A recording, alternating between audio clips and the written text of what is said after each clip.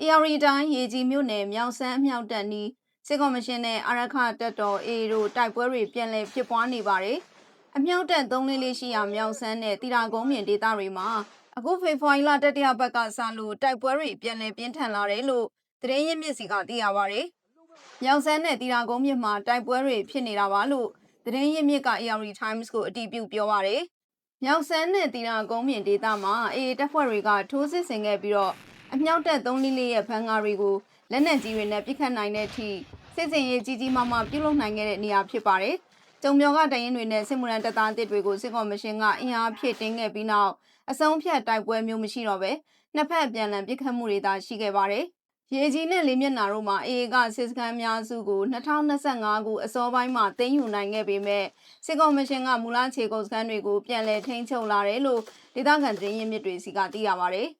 စစ်ကော်မရှင်ကတာပေါင်းကတဆင့်ကွာကိုစင်ရလုံးရင်းနဲ့ပြန်လည်သိမ်းယူမှာဖြစ်တယ်လို့စစ်တပ်ထောက်ခံသူတွေကဝရဖြတ်မှုတွေလည်းပြုလုပ်လာပါတယ်။ဒါပေမဲ့တာပေါင်းသဲပြူမကြီးစင်လန်းကစစ်ကော်မရှင်ရဲ့စခန်း3ခုထိအေကသိမ်းပိုက်သွားတဲ့အတွက်စစ်ကော်မရှင်ရဲ့တရင်မှုနဲ့ယူဟာမှုတို့ကိုပြန်လည်ဖမ်းဆီးတဲ့အထိဖြစ်ခဲ့ပါတယ်